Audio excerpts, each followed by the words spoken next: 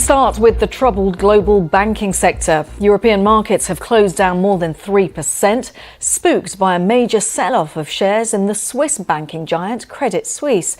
You've seen it, of course, on Squawk Box. The stock is down sharply in the pre-market. This follows a spike in credit default swaps that occurred last night. Takes you back, of course, to the 07-08 period and credit default swaps and how closely we watched them.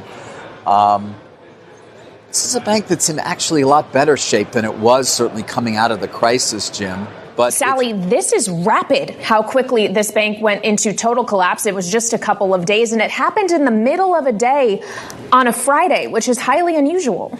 I know, it's been a really stunning turn of events here. A very brief potted history of what happened. This bank, it had really a 1-2 punch of having... Schiff, an expert on the economy, he forecast the financial crisis of 2008. What was it that you saw that others missed? You were on my show an awful lot. I appreciate it because you were one of the only people that saw this coming and had the cojones to say it. Nobody sounded the alarm louder than Peter Schiff. The worst is yet to come. The fundamentals are not sound. They're awful. If the fundamentals were sound, we wouldn't be having these problems. This is going to be an enormous credit crunch. The party is over for the United States. We cannot continue borrowing to live beyond our means. There's a lot of losses coming up in the future. These financials are going to get hit, and they're going to get hit hard. When you see the stock market come down and the real estate bubble burst, all that phony wealth is going to evaporate. Why didn't anybody listen? Well, the financials, as I keep saying, are just super bargains. I particularly like Merrill Lynch. Look, stay away from the financials. They're toxic. Not only didn't anybody listen to him, a lot of people actually laughed at him. People can't sell their house. The inventories are exploding all over the country. Houses are on the market for 6 months a year. There's no bidders. The prices are going to fall through the floor. These stimulus checks aren't going to change it. Who's laughing? Okay, well, you know... I am. At you. Yeah. But you're just way off base. There is nothing out there that tells us we're going to have a nice slowdown, but it's not going to be a All right, let me ask you this. You have been mocked on all of these financial shows going back to 2005. Oh, my gosh. You sort of saw this coming. You may know him from YouTube fame as videos of Peter Schiff calling the market's collapse way back in 2006 have been making the rounds out there in cyberspace. Turns out he was right on the money. Now the one and only Peter Schiff has hit the fan. He saw this day coming and predicted... Subprime is a tiny, tiny blip. It's not tiny, and again, it's not just subprime. You're simply wrong about that. Well, good Sunday evening and good morning wherever you are.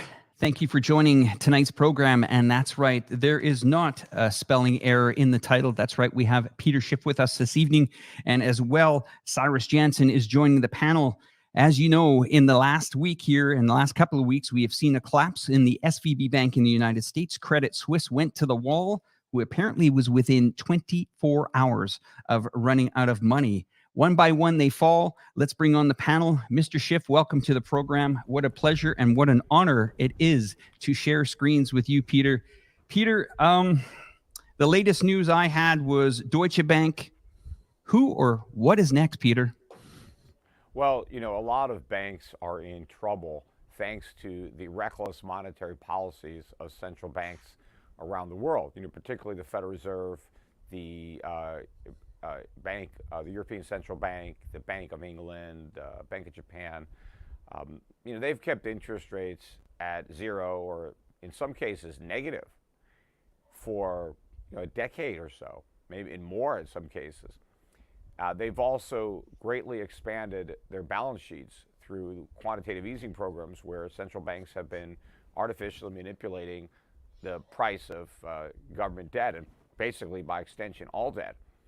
And so as a result, a lot of these banks are now the owners of, you know, longer term government obligations and other obligations like mortgage-backed securities that now in an environment where the Fed has finally decided to allow rates to rise to fight off the inflation that it created. Remember, the inflation that we're experiencing is a direct consequences of the mistakes that these central banks made. So the same mistakes that are responsible for unleashing the inflation are the ones that are responsible for the banks now being insolvent.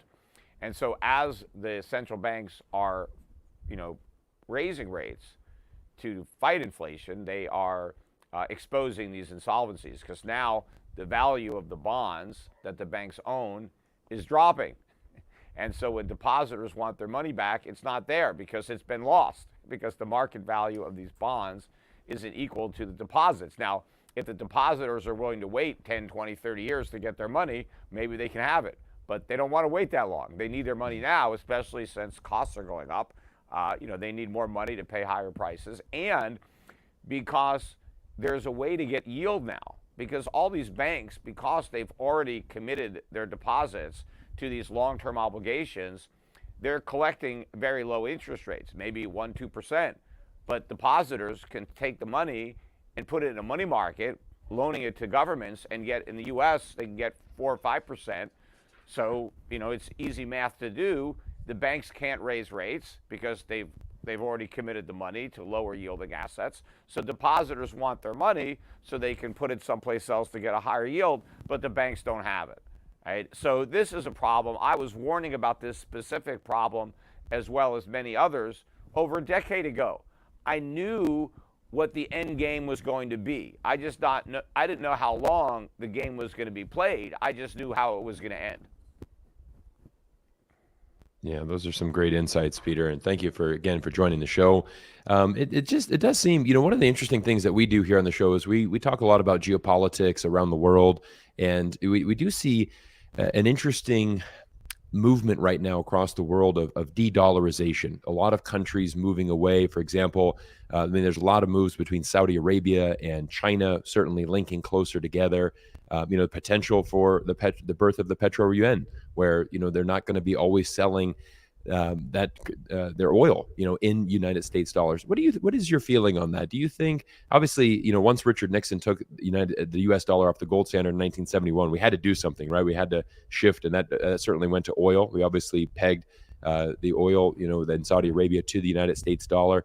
I think many Americans, we feel that that's kind of our monopoly that's going to just run the tables forever. That's going to be our superpower. But do you forecast that changing anytime soon? Well, the soon part, that's hard to say. And how do you define soon? Next week? Yeah. Next year? Hard to say. Right. But I do believe that it's going to change. The only question is when. This is a privilege that the United States has enjoyed going all the way back to the 70s. It was something that I think the Nixon administration got the Saudis to agree to in exchange, really, for our defense of their regime. And that was done following the decision by Nixon to suspend redemption of U.S. currency in gold.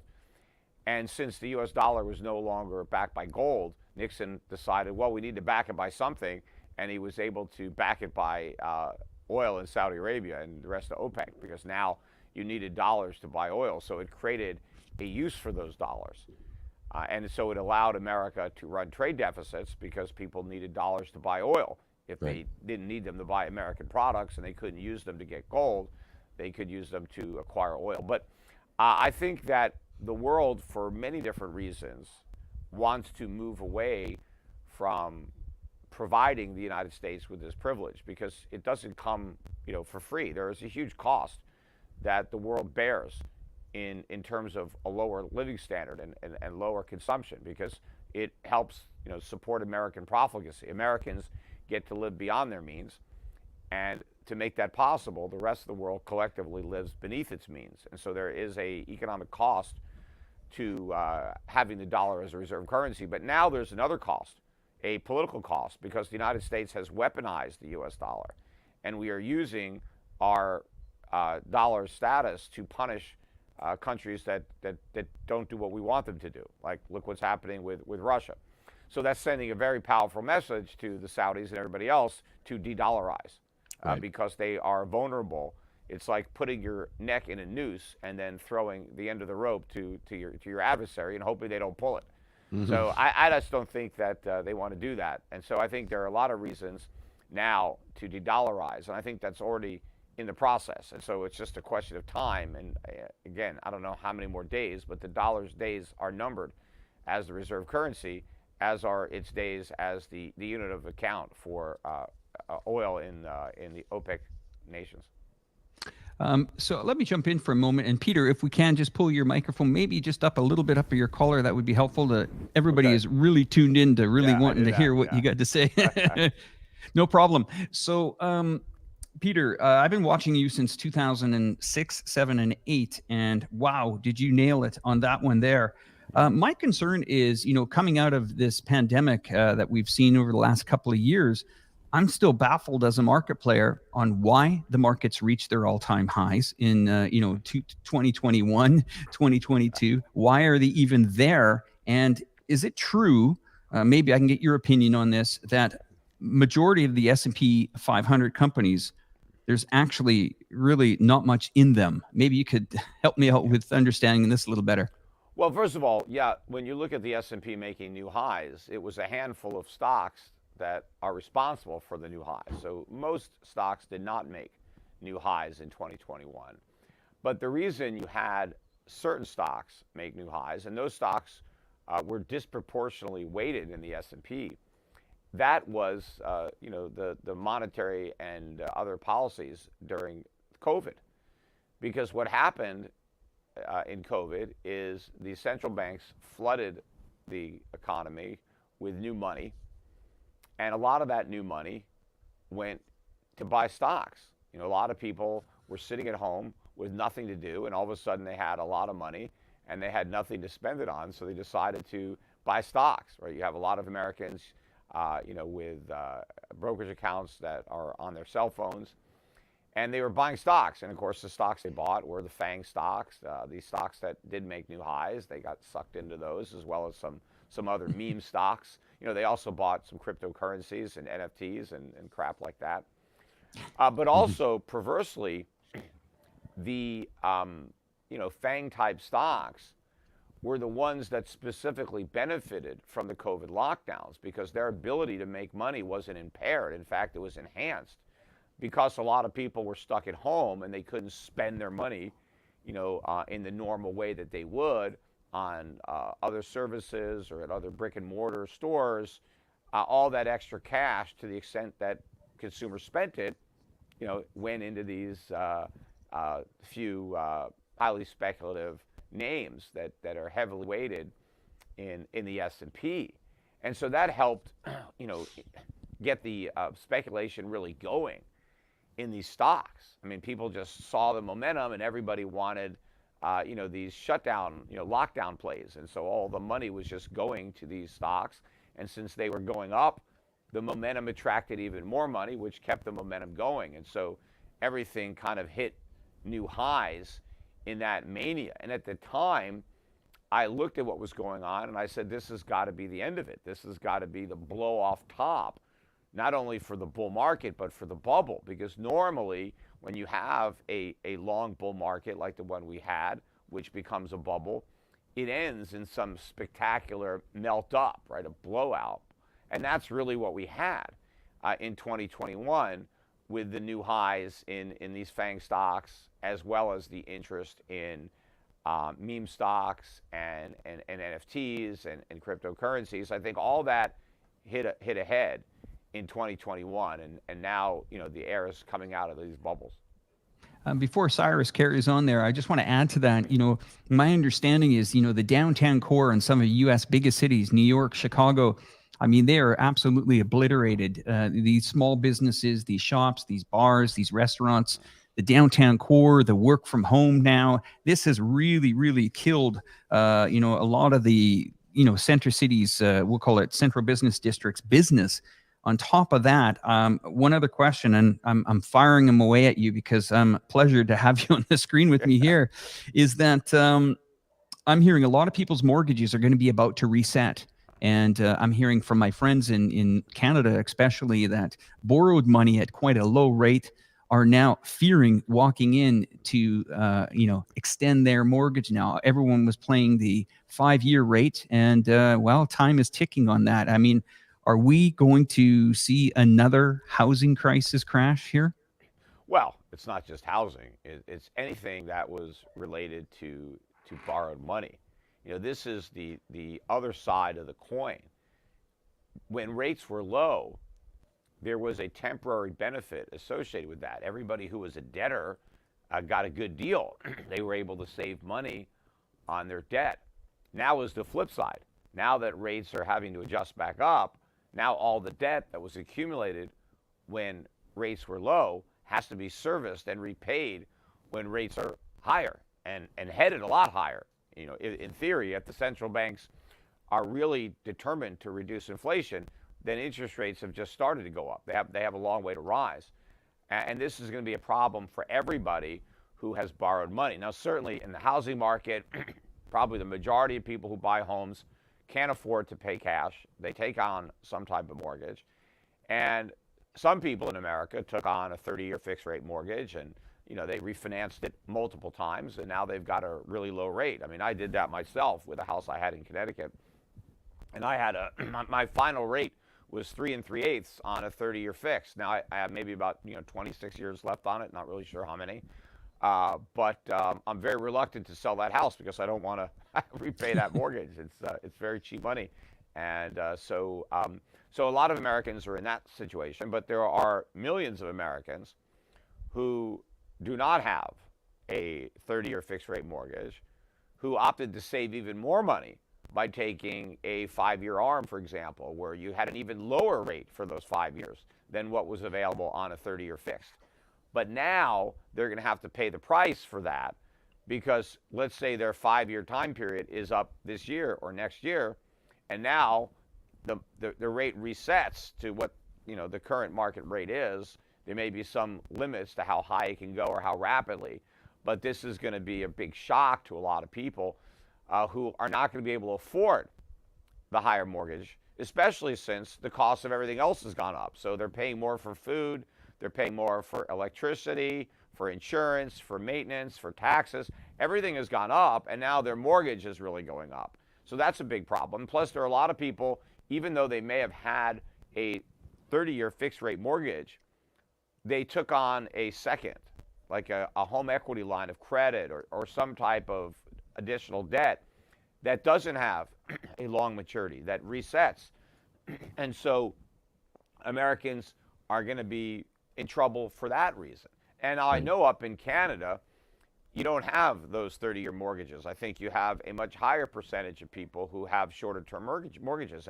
And that's going to be true all over the world. I mean, I remember I was over in Europe, when I was there on vacation, looking at property, and in some countries, they were actually paying you to borrow money and buy a house. You had a negative mortgage. Right? Wow. You actually were paid to take on the debt. Well, but it was short term. It wasn't fixed forever.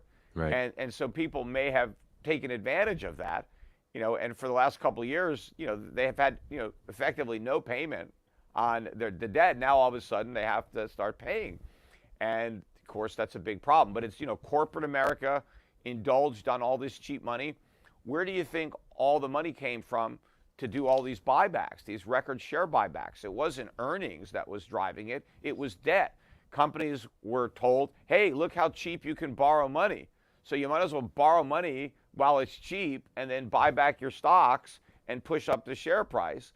And that's what they did. But these loans are coming due. Where are the companies going to get the money to repay the debt? I mean, are they going to sell stock? And at what price are they going to get? You saw what happened when Silicon Valley Bank tried to issue stock to cover its losses. Nobody wanted to buy it. Yeah. And the stock went to zero. So that's going to happen. And, commercial real estate is a different story than residential. There are no 30-year fixed rate mortgages in commercial. Almost all those loans are 3-5 year, time periods. And then the borrower has to roll over the debt. I mean, they don't have the money to repay it in most cases. So they're going to have to go and reborrow the money, and the rates are going to be much higher. So this has always been a ticking time bomb. And I've been warning about it since the Fed lit the fuse in 2009. Yeah, I mean, it's really lit now, and what bothers me about it is, I mean, how do we prepare for it? I mean, I'm here in China right now. I haven't heard a Chinese bank go under. I've heard American banks go under. I mean, Deutsche Bank on Friday was hitting a 12% down. I mean, is this just the start with the banks? I mean, I have seen absolute capital being wiped out as a shareholder. I mean, you got to be very cautious as a shareholder nowadays. If you're relying on money from the stock market, I mean, and you owned SVB Bank or even Credit Suisse as of early as Wednesday morning, you're gone. I mean, they don't talk about the equity loss here on people. And how many more of these phantom companies are out there, phantom banks? Peter, help us with this. Well, there's a lot of them out there. I mean, that's why I've pretty much avoided the entire sector. If you look at the funds that we manage on behalf of clients or through our mutual funds, we haven't really had any financials. We've underweighted them, dramatically. There's something like 20% of the benchmark or the index, and we basically don't own them. And this is why. I mean, I've avoided them like the plague because I knew that they had this disease. Now, for a while, that worked against me because while I wasn't buying the banks and everybody else was, the prices were going up. And then in particular, people kept saying, well, when the interest rates finally go up, it's going to be good for the banks because they're going to earn more money on interest. And I kept saying, no, it's going to be a disaster for the banks because it's going to destroy the value of their assets. I talked about it specifically, why rising rates were going to be bad for the financials. And since I always knew rates would eventually rise, I didn't buy them. And so for years, my funds were underperforming. And as a result of last year, they're now at the top. They're number one. I mean, I've been getting awards. From Lipper gave me an award for the best fund of 2023. I got number one from Morningstar. From U.S. News & World Report came out with a special piece. They ranked the top 60 international funds out of like 350.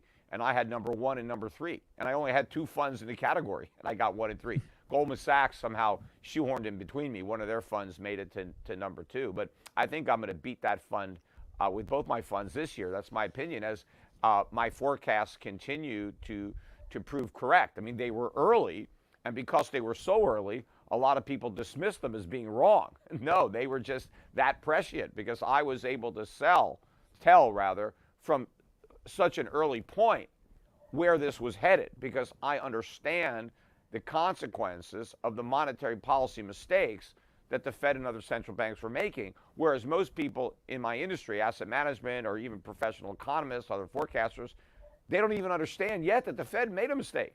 So if they don't know that the central banks got it wrong, then how would they know what the consequences would be? And so that's why I was able to see it so early.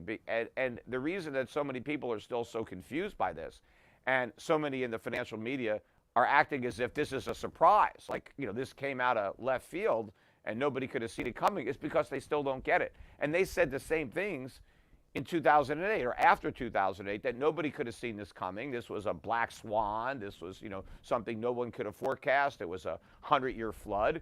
And I was like, hey, wait a minute. No, I did forecast it. I did see it coming. I warned about it for years, just nobody listened. In fact, not only did people not listen, they actually laughed at what I had to say. Now people are talking about how all those problems were obvious. No, they weren't. They were obvious to me, but even when I pointed out the obvious to other people, they still didn't get it. And the same people don't get what's happening today. They keep saying this is not like 2008. In a sense, they're right, because it's much worse than 2008. But they're making the comment to dismiss this. In fact, nobody wants to call this a financial crisis, but that's exactly what it is. This is a financial crisis. A financial crisis has to do with banks. That's what happened in 2008. You had some banks failing because they owned bad debt. Well, what do you think is going on right now? And in fact, more banks are failing even quicker now than back then. Yeah, it's quick. Seeing that. I'm going to pass this over to Cyrus now. Cyrus, you have quite a bit of stuff that you want answered from Peter. Go ahead. Well, yeah. I think that's fantastic insights, Peter. I really appreciate it. And just to kind of give some perspective to everybody and to kind of, just to confirm what Peter's saying. It's interesting. I lived in Canada for the last 5 years, and we have some Canadians in the chat here, and it is interesting because Canada does not offer that fixed mortgage. It's impossible to get a 30-year fixed mortgage. I have a good friend of mine that bought a house, and very happy because he got he's close friends with a bank manager, so he got the best available rate. He's locked that in for 5 years, but as I think he's about 2.5 years in, and then that expires, and then it goes right to whatever that market is. So he's he's already anticipating, I'm going to have a good mortgage payment for the next 2 years, but the chickens are going to come home to roost in 2 years, and that rate's going to be much, much higher. So we have to anticipate that. Another interesting thing, I'm here in Las Vegas, Nevada, and in our neighborhood, we have actually seen a tremendous amount of, it's a new neighborhood, new build, and we've seen a lot of people that were buying houses last year. They didn't get their finances in order. They didn't lock down that rate. And we've seen so many houses just hit the market because they just can't afford the mortgage payments. What they started on construction last year, now it's like, okay, it's time to close. We didn't get that. We didn't lock in that 30-year fixed rate. Well, now they can't afford that mortgage, and they've had to just put the house on a fire sale. We've seen prices just crash. House one for 1.6. Okay, now it's 1.3. Wow. Yeah. We're just taking $300K right off the bat, and they're just trying to dump as fast as possible to get out of here. That's an important point that I was making for years with respect to what would happen when rates ultimately had to normalize. Yeah. And you have, some people like your buddy who still has 2 or 3 years left on his, super low rate. So as long as he doesn't want to sell his house or doesn't want to, use it as collateral for some other loan, he can enjoy those low payments for another couple of years. And what he should be doing is saving money so that he has the money to make the higher payments. Right. But if he decides that he doesn't want to live in that house anymore, that he wants to sell it for some reason, the pool of potential buyers don't have access to that low rate. They now have to borrow money at the market rate. And so if your ability to buy is a function of the monthly payments on your mortgage, the minute the mortgage rates are high, the real estate price has to fall. It's just like a bond, right? Mortgage, real estate is almost like a bond in the sense that it moves opposite with interest rates. So bond prices went up when interest rates were low. That's why all these banks have lost so much money, because interest rates went up and the value of their bonds went down. Well, that's what's happening with real estate in a higher rate environment. If you have to pay more to borrow money to buy a house, then you have to pay less for the house. The mortgage rate helps determine the demand for housing.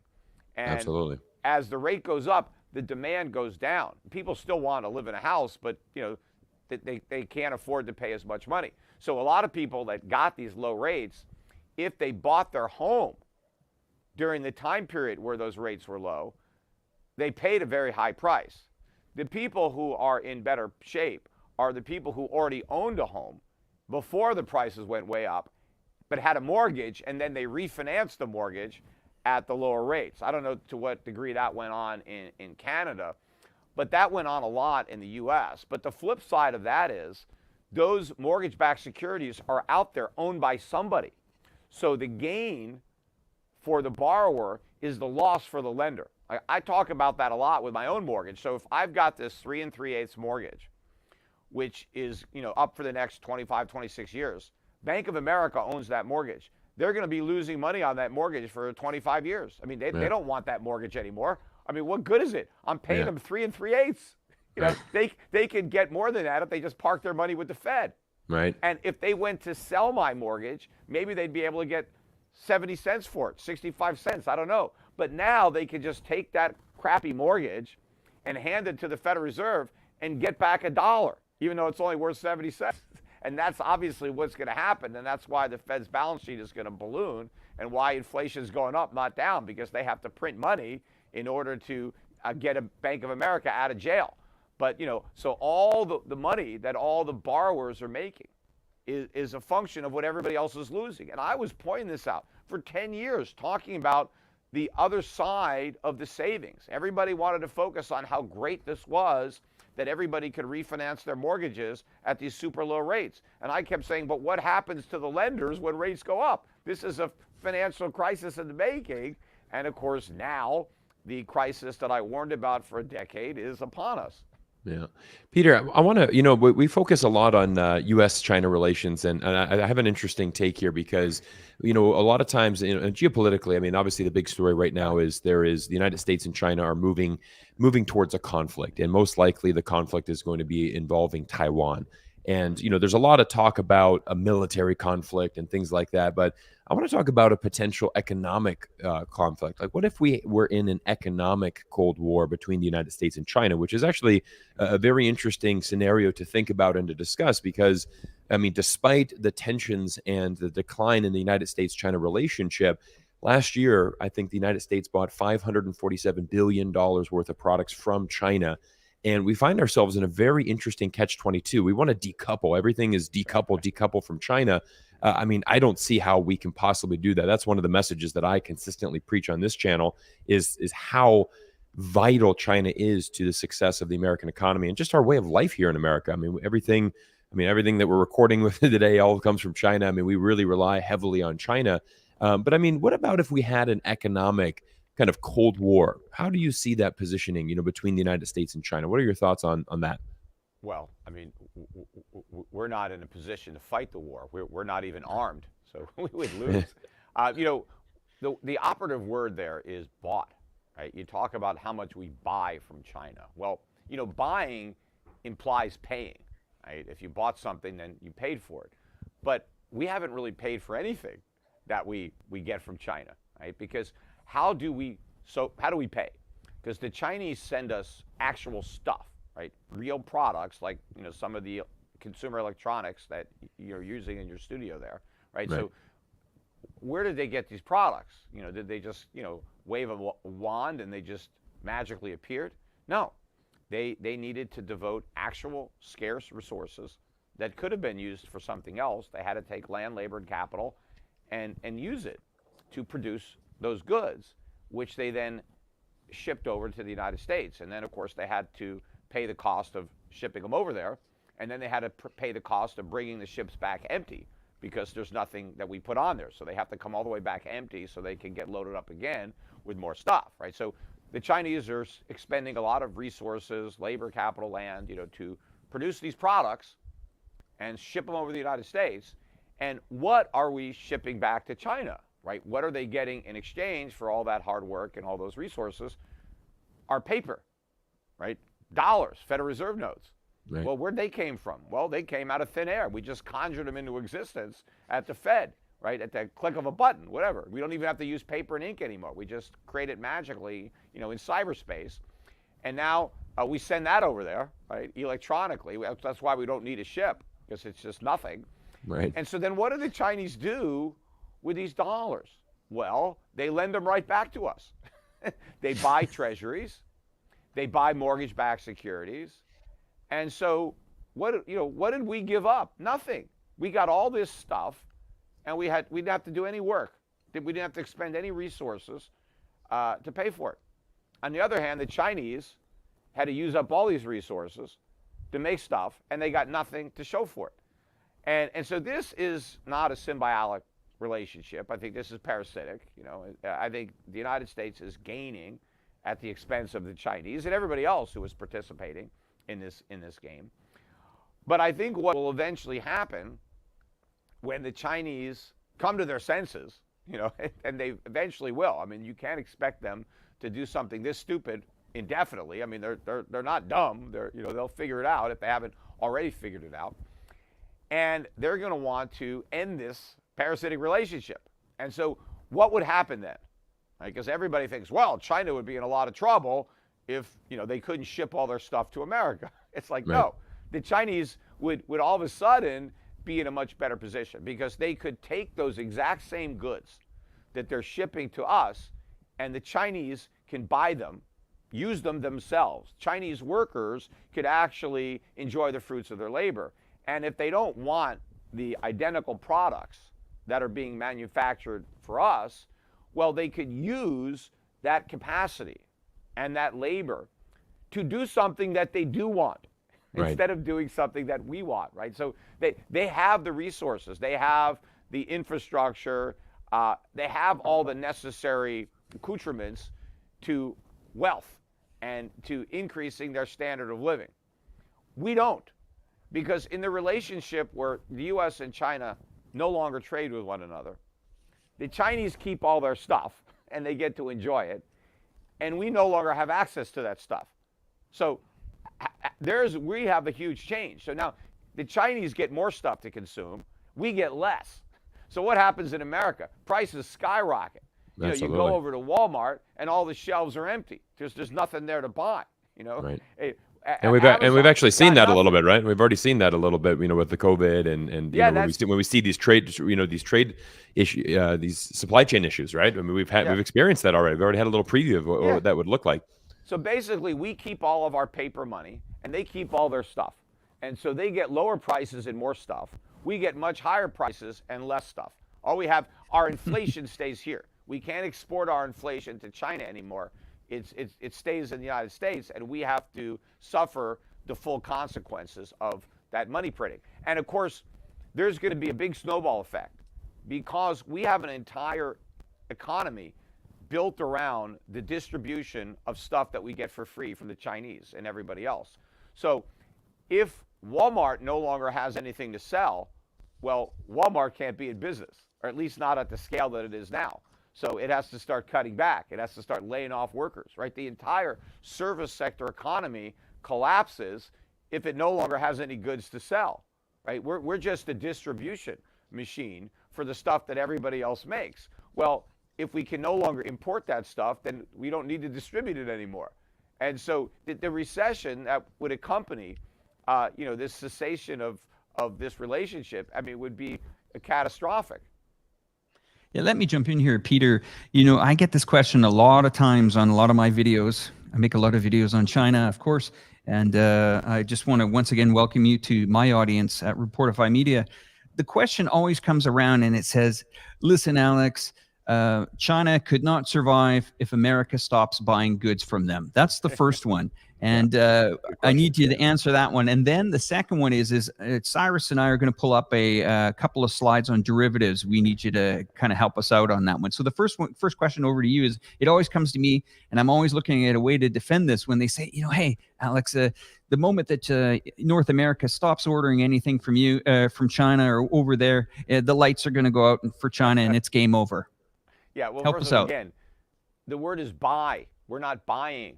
You know, if anything, they're vendor financing. So they're loaning us money to buy their stuff, even though we can't pay back any of the money we've already borrowed to buy the stuff that we bought, yet they keep loaning us more. So the sooner they stop throwing good money after bad, the better. Because again, the factories that the Chinese have aren't going to go away. The labor, the skilled workforce, all of the supply chains, all the stuff that has been built up, all that real investment will remain in China if they stop shipping stuff to us. So doesn't that stuff have value? I mean, and look, if they don't sell to us, they can sell to somebody else. It's not like Americans are unique in that we want things. The rest of the world wants stuff. So in theory, they can sell to the next highest bidder that Americans were able to outbid. But I think more likely, more of their production will be consumed domestically. And so they won't export it. And you have to remember a key economic point. Export is not an ends in and of itself. Exporting is a means to an ends. Why do countries export? To gain from comparative advantage. If you produce something very efficiently, you want to produce more than you need so that you can export it, and then you can use your earnings to import something else that maybe you aren't as efficient in producing, and as a result, you end up with more goods to consume because of exports. But if you're simply exporting for the sake of exporting, then you're wasting your resources. It doesn't make any sense, and that's what the Chinese are doing, because all they're getting in exchange for their products is our paper. And the only reason the paper doesn't crash is because they keep buying it, and they keep loaning it back to us. So no, I mean, China does not need us at all. We need them. And that's what people just don't seem to get, right? Because it's not like we can produce the stuff that the Chinese are producing. Because if we could, we would be doing it right now. We can't. Yeah, now, that is so true. Could we eventually do it? Yes, but it's going to take years, if not decades, of investment. And in order to do that, we have to reduce our consumption, because you can't spend and invest the same money. So it's one or the other. You either consume it or you save it and invest it. And so we haven't had to save and invest because the Chinese have been doing it for us. But now we don't have, anything to show for it. So if we want to rebuild what we lost, because at one time, all the stuff that is in your studio, all that consumer electronics, if you were able to have, do this in the 1940s, 1950s, everything would have been made here. We made all that stuff ourselves, and we exported it, right? But we don't do that anymore because we've relied on the rest of the world to do it for us, and we've used the dollar's reserve status to get away with it. But if we have to go back to a independent, self-sufficient industrial economy again, and we have to start producing stuff, that's going to take a long time. And during the interim, there's going to be a huge recession because the phony economy has to collapse. Now, the good thing is, there have been a lot of improvements since the 1940s, in technology that would make a return to industrialization easier, more efficient. I mean, even what's happening now with artificial intelligence. I mean, that has the potential to help make America more productive. Of course, the same is true for the rest of the world, but it's not going to happen overnight. And it's going to require, in order for this to happen, a big reduction in government, because government is going to have to cut spending dramatically in order to relieve the domestic economy of the burden of paying for all that government, because we can't pay for all that government and then reindustrialize our economy at the same time. Right. So we have to lighten the burden on the private sector because it has a Herculean task in front of it, and it's going to be impossible if it's also burdened by high taxes and high regulation. I mean, that is something that would not have a big cost to the government, but would have a huge benefit to the country, which would be repealing a lot of rules and regulation that unnecessarily inhibit our productivity. And in fact, those rules and regulations are part of the reason that we outsourced everything to China in the first place. Yeah. Well, I think one of the other things, Peter, that's amazing, I mean, being back here in the United States, just one last point, Alex, before we go to this one, is quite interesting, is just when you look at workers, I mean, we simply can't hire workers to work in a restaurant. I mean, so I mean, it's amazing because we sometimes get comments like, we don't need, Apple doesn't need China. Just bring back the Apple factories. We can manufacture our iPhone, here in the United States. I'm like, no, you know what? We definitely can. I mean, we certainly have the technology and the process to do that. Your iPhone's going to cost you $5,000 to $6,000. I mean, so as long as you're willing to, to pay 5 times more for your iPhone, let's pony up, let's go for it. But the problem is nobody will. And in fact, one of the reasons people were able to buy the iPhones at all, even to pay $1,000 for an iPhone or $1,200, was because of the cheap financing. Yeah. Right. The cell phone companies were fronting the money. Well, why were they doing that? Because money was so cheap, they were able to do it. But as interest rates rise, all these cell phone carriers can't afford to offer this kind of financing. And so that means that people that have iPhone 14s, they're not going to be lining up for iPhone 15 because they're not going to be able to get those sweetheart financing terms. Right. So people are going to stick with their phones a lot longer. And of course, why not? I mean, there's nothing wrong. I mean, even if you're still using the iPhone 11 or whatever, 10, they still work good. Yeah. It's not like, you need to get the newest. But when the cell phone companies were just giving them to you for nothing, well, just take it, no interest, and we'll spread the payments out.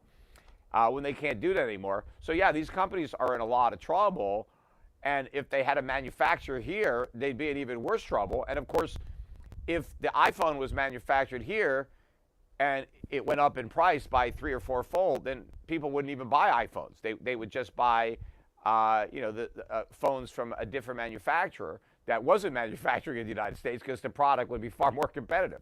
They probably go to Xiaomi, one of the leading Chinese ones. Samsung would just, would love it to see the Apple try to produce everything here. Yeah, absolutely. We have had a lot of questions about Chinese banks. What is the status of Chinese banks and this? Alex, go to the next slide, and you go ahead and open up this question.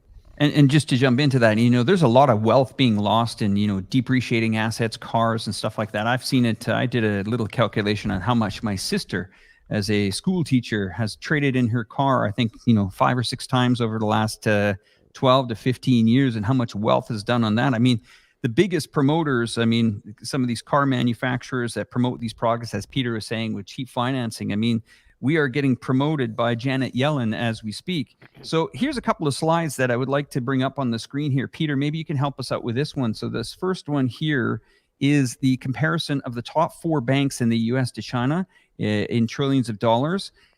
The one on the, I guess it would be the right-hand side, is the USA and China, and this is derivatives. Maybe you can explain this one to Peter, Cyrus. Well, I'd like to get Peter's analysis on this, because when we look at when we look at the assets, I mean, we're looking at assets. So we're looking at that on the left. It appears that the Chinese banks, there's the top 4 banks in both the U.S. and China, so we've got a lot more assets inside these, Chinese banks. And then on the right, as the United States owns a lot more of these derivatives. I mean, this is just our general question. I mean, we've obviously seen, United States banks collapse. Deutsche Bank is really. I'd say next on the chopping block, but I mean, there's a lot of speculation over that. I mean, one of the things we know is there's never one cockroach, right? Once you see one cockroach in the kitchen at night, it's never one. There's always a bit more underneath once you start looking at that. So I mean, I think it's safe to ask, what about Chinese banks? Are they better positioned? I mean, what is your feeling on that? I mean, are we really looking at an entire global crisis here that Canadian banks and African and Asian and every bank is really at a risk right now? What are your thoughts, Peter? Well, first of all, on the cockroaches, sure. I mean, especially when they're all eating the same food. I was saying the same thing in 2007 when the subprime problems arose, and the Fed and everybody else was saying, well, it's contained to subprime, right? It somehow is unique to these subprime markets. And my point was, no, it's not unique to subprime. Subprime is the weakest link in the chain. I mean, that was the craziest part of the mortgage market, and so it makes sense that it would buckle first. But I said this is just the tip of an iceberg, that there are problems throughout the entire mortgage market, not just in the most extreme example. And now the same thing is happening again when you have the failure of Silicon Valley Bank, and they're like, oh, well, this is just a unique situation to Silicon Valley Bank. It's because, it has so many tech customers or crypto, and, it had such a high percentage of the deposits were uninsured. All that means is that it was the weak link in the chain, right? So the problem now is no more contained to a handful of banks than the mortgage crisis was contained to subprime. It's just the initial impetus of everybody is to dismiss it. We don't have to worry about some huge crisis. This is an isolated event. Everything is fine. And again, they're as wrong now as they were then. I mean, it was similar to the way they greeted, inflation rearing its head finally. Oh no, it's transitory. We don't have to worry about it. I mean, BS. They always want to dismiss a problem the minute it shows up, and they want to minimize its significance. And maybe they hope that by doing that, they could wish the problem away by denying it exists. And so maybe they're doing the same thing again. But with respect to your second question about the Chinese banks, look, I don't own any Chinese banks. In fact, I don't really own banks anywhere in Asia. I don't own them in Hong Kong. I mean, I just have avoided the entire sector because I know that it's the sector that the governments have the most screwed up. Right. Because of what they've done with interest rates, right? Banks are a party to all this, right? And so banks are more vulnerable to problems based on the way their business models developed over the years in this artificial rate environment. So they're just disasters. Now, to the extent that the banks in China may have be smaller disasters than the banks in the United States or Europe. Yeah, I'm sure that's the case because rates in Europe and the U.S. were always lower than they were in China. So they weren't quite as low, but they were lower than they should have been.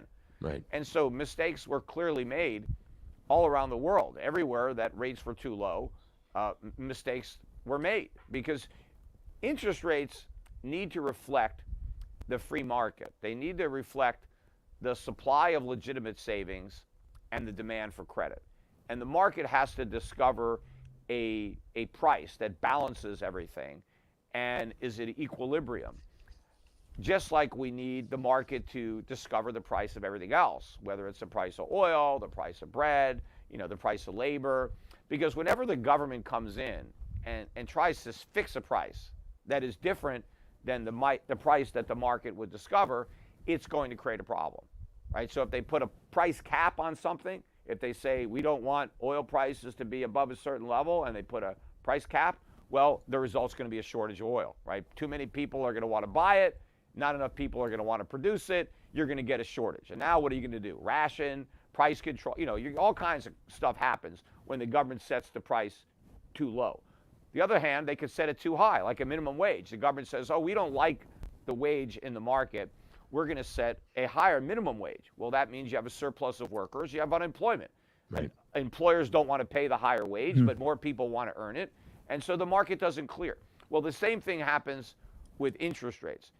If the government says, we don't like the market rate of interest, we want to fix the interest rate at a lower rate than what the market would determine, well, what happens? Well, you get a shortage of savings, you get a surplus of debt, and you get problems in the economy. And particularly, you get problems in the banks. So I don't own the banks. I think there's trouble. But maybe at some point I'll start looking at them if I think they get cheap enough, because I think all the bad news is out. Right. And then, maybe there's some good bargains in some of these banks. Now, I think the Chinese economy is in better shape to weather this storm than let's say, the U.S. Or Europe, for that matter. So I think the Chinese economy overall won't be as negatively impacted by the problems in their banks as, let's say, the U.S. would be with our banks, especially if in the process we lose the dollar as the reserve currency. Right.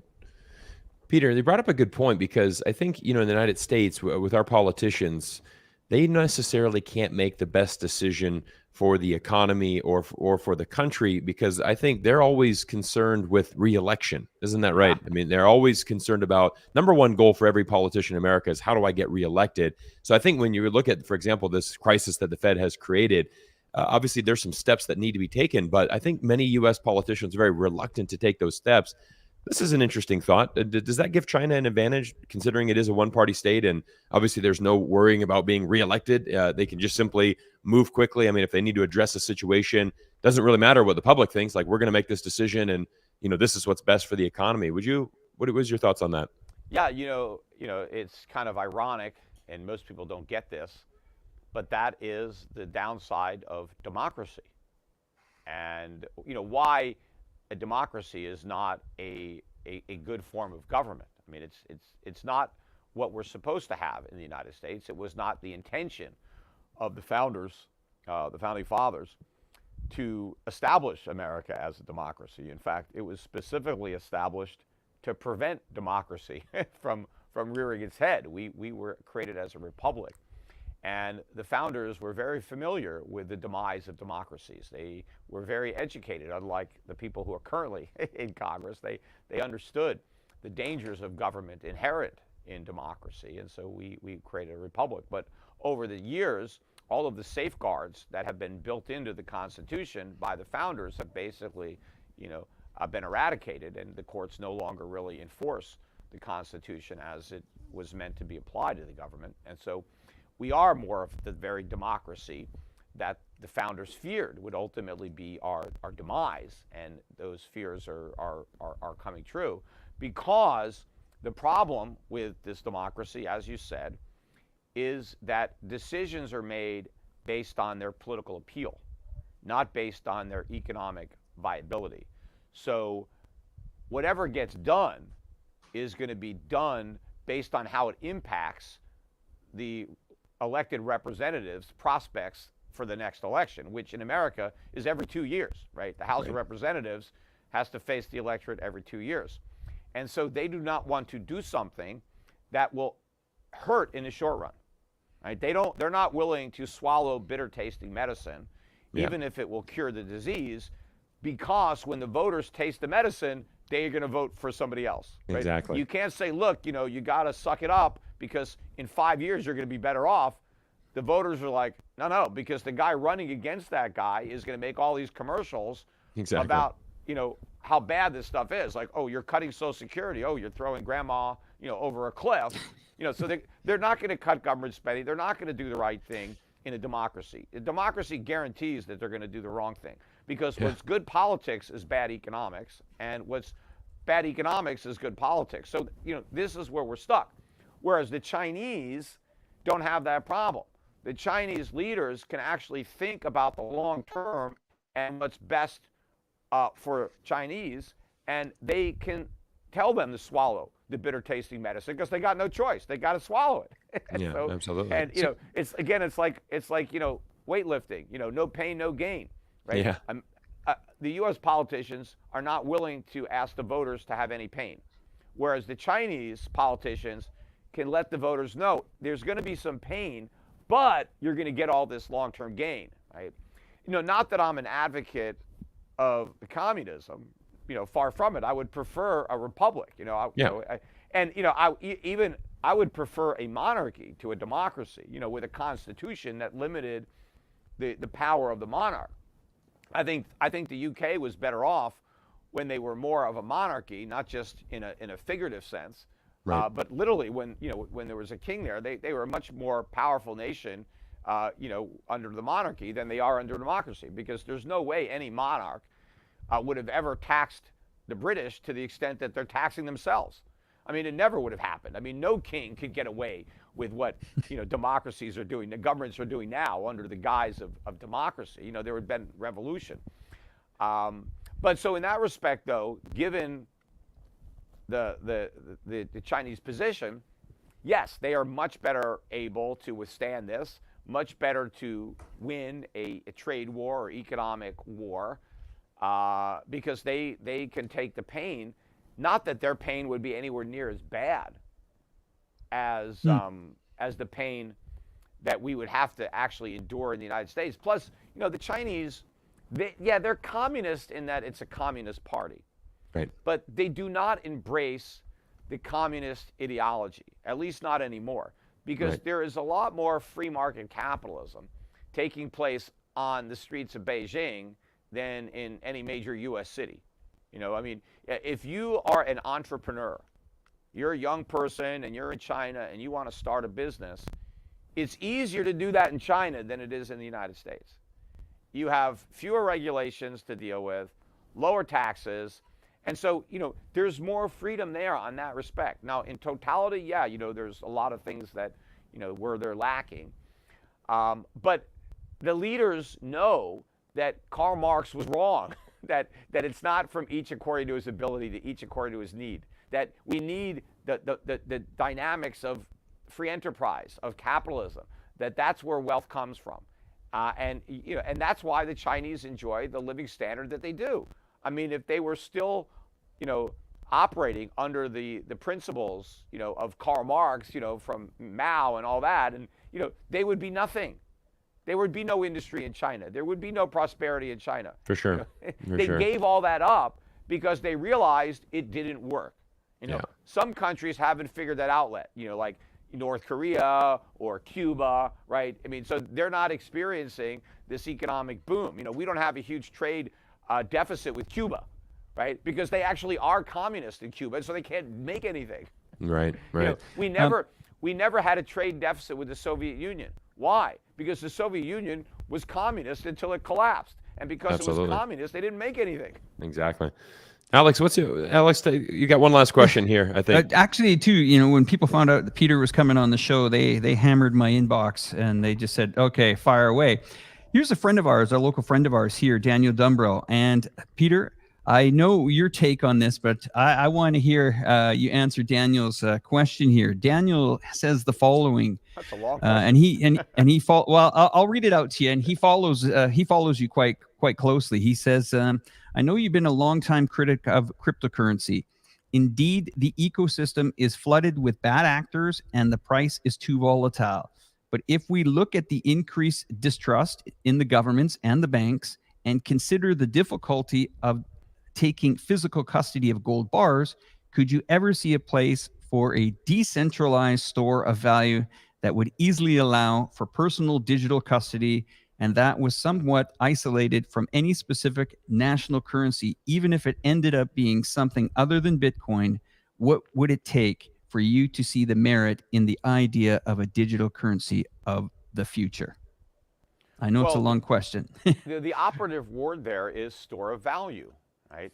Could there be a digital store of value that can replace a non-digital store of value, such as, let's say, gold, right? Well, I have to see what actual value is being stored, because when it comes to Bitcoin, I don't see any value there because I don't see that Bitcoin has any properties that that give it that value. So you can't store what you don't have. I understand all the decentralized part and all that, but I just don't see the value that's unique to Bitcoin when there are so many other decentralized cryptos out there that also have no actual utility or intrinsic value.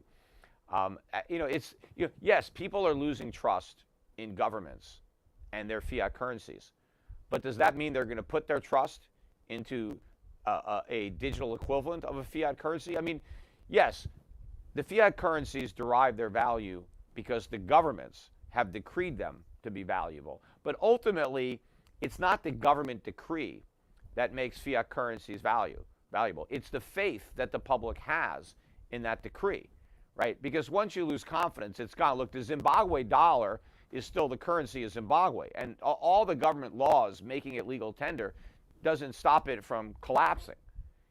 And the same thing with the Reichsmark in the Weimar Republic. It doesn't matter, right? It's once the confidence goes, then the currency is gone, right? It's obliterated. And so Bitcoin, even though it's not, deriving value from a legal tender status, which actually makes it worse than a regular fiat currency, all of its value comes from trust. It comes from trust that other people are going to ascribe value to Bitcoin and are going to want to buy it, right? But what if that doesn't happen? What if people lose faith in Bitcoin? Either because something else better comes along, right? Just like, look at all the problems now. Oh, Google's getting in trouble because maybe people are going to search through Microsoft or, a Bing with their chat, with their AI or, and where did Microsoft come from? I mean, where did Google come from? But because before that, people were using Yahoo or other search engines that already went out of business because something better came along. So you have no idea why people may lose confidence in Bitcoin over the years, or maybe just the whole crypto fad is a fad and everybody loses interest. But here's my whole take on it is I do see value in a digital representation of money that can be more easily utilized in commerce, that could be a better unit of account, a better medium of exchange, right, than a physical bar of gold, right? Just like when we use gold as money originally, and gold has been money for a long time because of how well it works as money and how it's better than other commodities that could also be used as money and have been used in money historically as money. But one of the things that made gold a better money until it was corrupted by government was the ability to use gold as backing for currency, because that increased the utility of gold when you can store gold in a depository, whether it's a bank or a goldsmith, and issue notes that are redeemable in that gold and which derive their value from that gold, but can then be utilized in commerce instead of gold as a substitute for the gold. So instead of having to go and get my gold and giving it to you, or shave off a little bit of my gold from a bar, we could just have notes, paper, and we could exchange that instead of the gold because we know the gold's there and we can get it whenever we want. So that was an improvement for gold.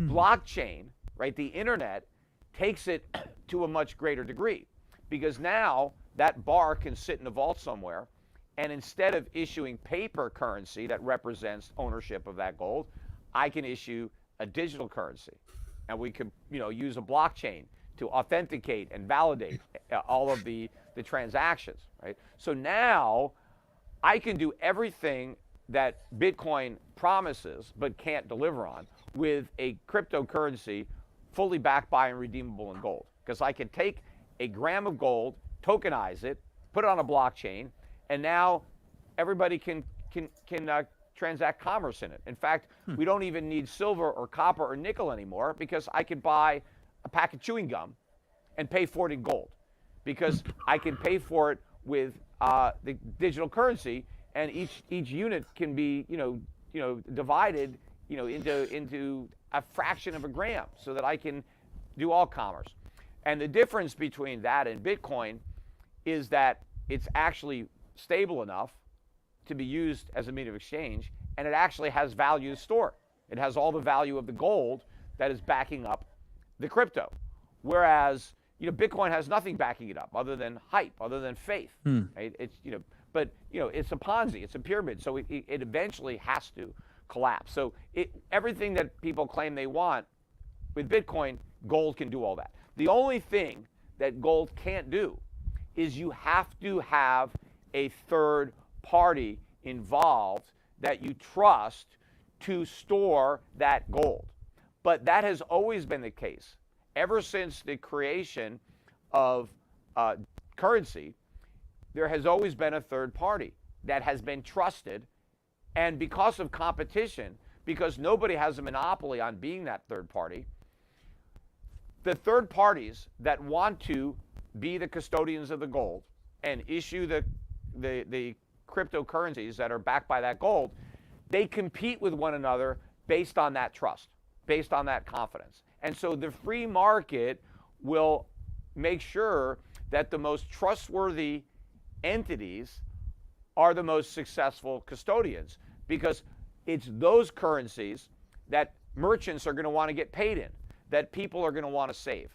And once you build up a reputation for being a trustworthy custodian of gold, you don't want to lose that. That reputation has huge value in the market because it will enable you to issue your tokens at some premium to the melt value of the gold, and that's value to the business. And just like anything else, I mean, people say, oh, we can't trust third parties.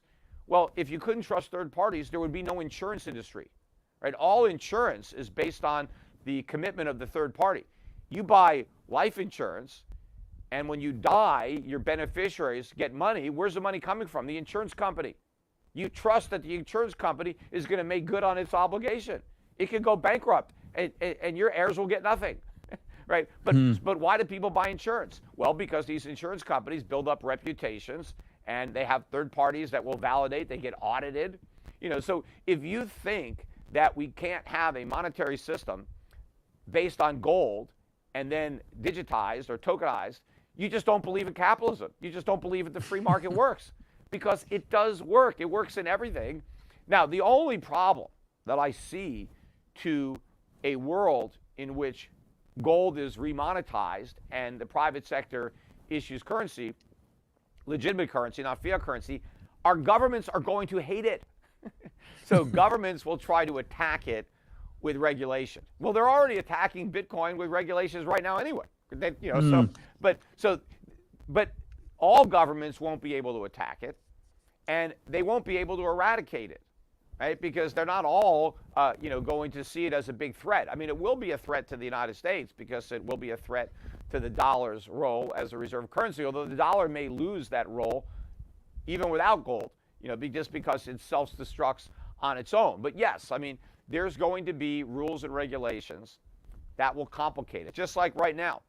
They're trying to put more rules and regulations on Airbnb because it competes with hotels, on Uber or Lyft because they compete with taxi cabs. They put regulations on Federal Express because it competed with the post office. The government doesn't like competition, and so it tries to encumber its competition with expensive rules and regulations. So the same thing is probably going to happen with gold-backed cryptos. But that will simply give advantages to those gold-backed cryptos that are originated outside the United States or outside of any country that is imposing unnecessary regulations. It'll give a competitive advantage to the issuers that are not subjected to those regulations. But of course, everybody will be subjected to the free market regulations, which are the most effective means of regulating any enterprise. So, Peter, before I hand my last question over to Cyrus, I've been asked this many times throughout the week. A lot of people are getting really nervous with these markets. I mean, seeing banks disintegrate within 24 hours. Credit Suisse, never would have thought that it went to the wall so fast. I mean, shareholders have got to be extremely careful in the next few weeks, especially if they're owning the financials. How does a company like Credit Suisse go to pretty much zero overnight? But yeah, well, if you could, if you could, sorry, before you answer that, if you could also share your prediction on what do you think is going to happen here in the next maybe 1 year, 2 years in these markets, and how do we get out of this mess? Back over to you, Peter. Sorry. Yeah, well, first of all, I mean, what happened to Credit Suisse didn't just come out of the blue. I mean, look at a chart of its stock price, right? I mean, the price of that stock, I think before the 2008 financial crisis, the stock was maybe $60, $70 a share. And before it went bankrupt, it was $2, right? I mean, and so it had been steadily declining. And so then, with the bankruptcy, it went to 85 cents. Now, it should have gone to zero. I mean, I don't know how the politicians were able to circumvent, the rule of law in Switzerland to put the equity holders ahead of secured, creditors, bondholders. But it just didn't come out of left field. It reminds me of the quote, I forget who said it, how did you go bankrupt? Well, slowly at first, then all of a sudden, right? and so that's what's going on. And so a lot of other banks have been going bankrupt slowly over the years. And now they're going to, finish the process very quickly. But the governments are already trying to backstop that. I mean, that's what happened. I think had, let's say, the Fed and the U.S. Treasury not backstopped those deposits, those uninsured deposits at, Silicon Valley Bank or Signature Bank, that we may have had bigger failures immediately. But I think the moral hazard of those backstops is actually going to produce even more failures eventually. And I'm not talking about far in the future, maybe in the next several months, because what they have, inadvertently done, right? And again, it doesn't matter if this wasn't their intention. This is the consequence. It was the unintended consequence of their actions. But what they have done, they didn't want to say that all bank accounts are now insured to an unlimited amount, because they knew that would be bad, because, that's a moral hazard in and of itself. Plus, that would expose the U.S. government to even greater, unfunded liability, contingency liabilities for, trillions and trillions of dollars of deposits that are not currently insured, that all of a sudden would have to be insured.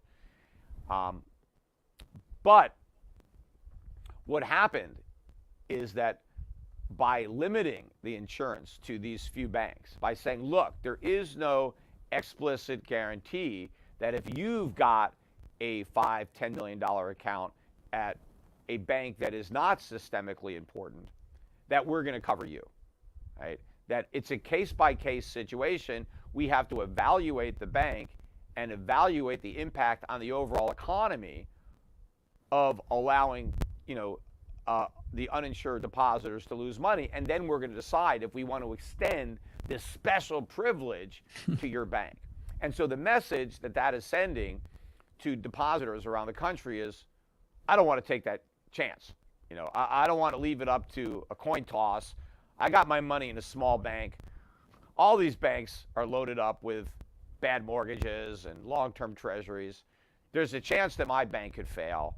Why should I take that chance? What's the purpose? What's the upside for me? Nothing. I mean, what are they giving me, right? So people are going to take their money out of these smaller banks, local community banks, and they're going to deposit into these massive banks, or some of the banks, perversely, like Signature Bank or Silicon Valley Bank, which are still in business. They're just being run by the government now. But they can put their money there because they know that the government has already said, look, you'll never lose any money in these banks. Right? We've already extended it. So they have basically created a run on smaller banks. And the worst part about it is some of these small banks, or a lot of these small banks, may in fact be solvent. But people are going to yank their money out of these solvent banks, rendering them insolvent, because none of these banks in a fractional reserve system can really handle a run, which is what the government has potentially created here by saying these banks are protected and these, who the hell knows, right? So why take a chance with your life savings, right? Now, the people who have 100,000 in the bank, 200,000, okay, they don't care, right? Because it's, the government's covering it, and that's also a moral hazard, and it's created a big problem. But the larger depositors, and those are probably the deposits where these banks make money. A lot of these banks probably lose money on these small accounts, right? They probably, they're subsidized by these bigger accounts. But the bigger accounts yank their money out of these small banks. Now you have another banking crisis, which is why I think that sometime soon the government is going to make another mistake to try to offset the impact of its prior mistake. And they are going to announce that for some temporary period of time, I mean, they're not going to say it's permanent, but for the foreseeable future, whatever, they're going to have to say that all deposits are insured up to 100%. But that's because that's the only way they can stop the run on the small banks. Right. And kind of level the playing field between the too big to fail systemically important banks and everybody else.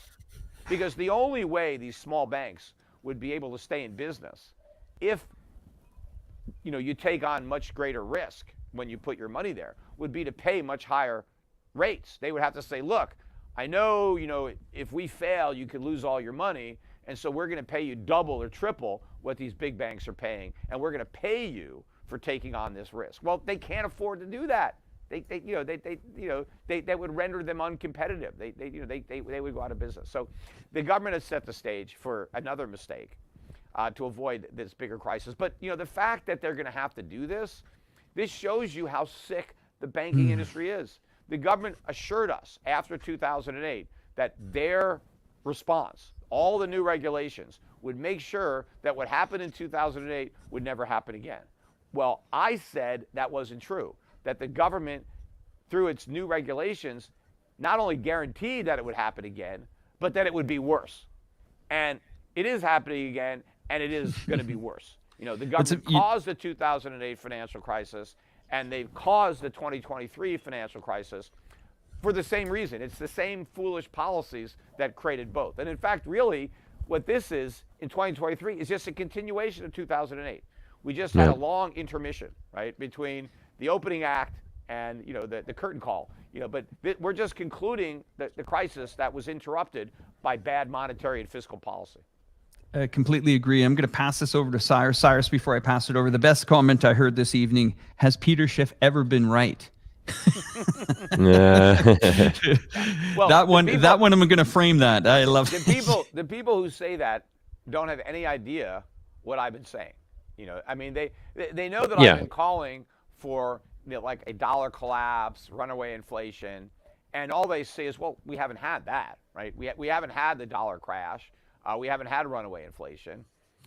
He's been calling for $5,000 gold, and look, gold is $2,000. So, he's wrong.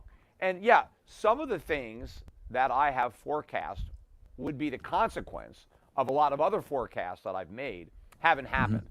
But if you look at the entire scheme of my forecasts and the things that I have been writing about and speaking about and warning about for more than a decade, and look at how much has come true, how many things that I said would happen have in fact happened for the precise reasons that I said they would happen and have played out the way I forecast they would.